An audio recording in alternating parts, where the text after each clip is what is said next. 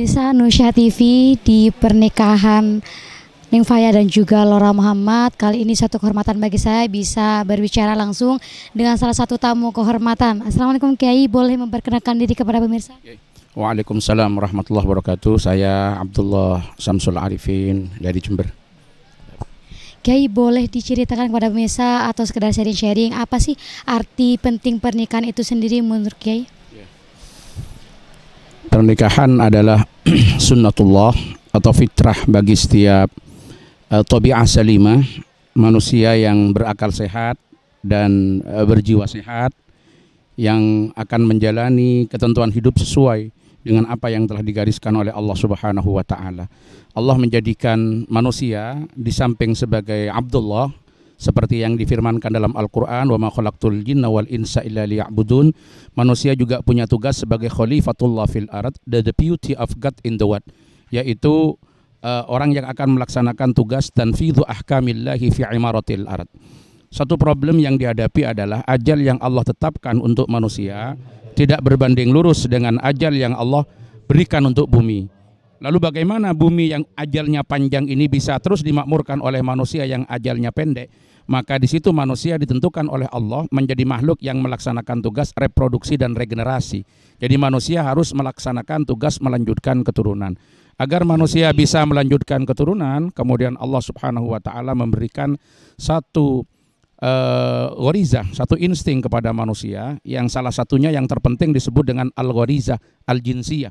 Apa itu al-ghorizah al-jinsiyah? Insting seksual yang dengannya manusia bisa melanjutkan keturunan.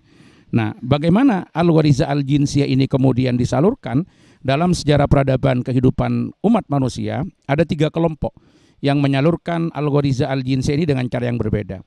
Yang pertama yang sering kita kenal dengan kelompok ibahiyah. Apa kelompok ibahiyah? Aliran permisivisme, aliran serba boleh, di mana kapan saja ia membutuhkan, di situ ia salurkan. Kemudian yang kedua yang disebut dengan aliran rahibiyah, yang menolak penyaluran terhadap insting seksual itu. Dan yang ketiga adalah yang disebut dengan kelompok yang sesuai dengan fitrah manusia, di mana tidak menolak terhadap insting seksual tapi juga tidak menyalurkan tanpa ada ketentuan, melainkan harus disalurkan melalui satu jalur resmi yang disebut dengan pernikahan. Jadi pernikahan itu adalah fitrah manusia yang sehat, yang salimah fil aqli wal jasad, kemudian merupakan sunnatullah Subhanahu wa Ta'ala. Setiap orang yang menikah pasti ingin membentuk suatu keluarga yang sakinah, karena emang itu yang menjadi orientasi daripada pernikahan yang disebutkan di dalam Al-Quran. Wa min ayatihi an khalaqalakum min anfusikum azwajan litaskunu ilaiha wa ja'ala bainakum mawaddatan wa rahmah. Untuk mendapatkan keluarga yang sakinah, maka diperlukan ada 2 piranti yang mengiringinya. Yang pertama yang disebut dengan mawaddah, dan yang kedua disebut dengan rahmah. Apa itu mawaddah? Mawaddah adalah kekosongan hati dan kebersihan jiwa untuk berbuat tidak baik kepada yang dimawaddai. Sementara rahmah adalah kondisi psikologis ketika melihat ketidakberdayaan muncul semangat ingin memberdayakan. Maka dengan penerapan mawaddah dan penerapan rahmah, insya Allah sakinah akan bisa didapat. Dan dari keluarga sakinah, tujuan utama pernikahan adalah mendapatkan putra-putri yang solihin solihat, itu akan tercapai. Rupanya berbicara tentang pernikahan tidak sesederhana apa yang kita pikirkan gitu ya Kiai. Lalu bagaimana kiat-kiat menjalin sebuah keluarga yang sakinah, mawaddah dan warahmah, kemudian berikan harapan Kiai dan juga pesannya untuk para remaja di luar sana yang hendak melakukan pernikahan. Makanya disebutkan di dalam Al-Quran bahwa pernikahan itu adalah mitsaqun ghalidha, satu perjanjian yang berat. Karena perjanjian yang berat bukan sesuatu yang dilaksanakan serampangan, dilaksanakan sembarangan, tetapi harus ada komitmen. Maka para ulama menyebutkan tali temali daripada pernikahan itu ada 4. Yang pertama adalah amanah. Ini yang pertama. Sebagaimana disebutkan oleh Rasulullah dalam sebuah hadis, ittaqullah fin nisa fa innakum akhadtumuhunna bi amanatillah wastahlaltum furujahunna bi kalimatillah. Jadi amanah yang dijadikan dasar. Apa amanah itu? Amanah adalah rasa nyaman, rasa tenang dari seseorang yang menyerahkan urusannya kepada orang lain dengan keyakinan bahwa yang diserai urusan itu akan menjaga satu persoalan itu lebih baik daripada dirinya.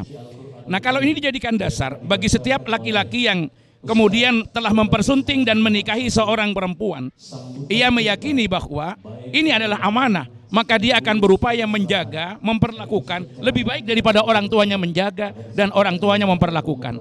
Bayangkan hanya dengan sekedar ucapan qabiltu nikahaha itu menjadi halal, ini karena kepercayaan dari orang tua bahwa calon kemanten ini akan menjaga, merawat, melaksanakan tanggung jawab lebih baik dan lebih sempurna daripada orang tuanya. Oleh karena itu amanah itu dijaga dengan baik. Jadi amanah, di samping amanah tadi yang saya sampaikan adalah mawaddah, ada rahmah. Itu yang menjadi tanggung jawab sebagai pilar tali temali yang akan merekatkan perkawinan untuk mencapai kesakinahan di dalam keluarga.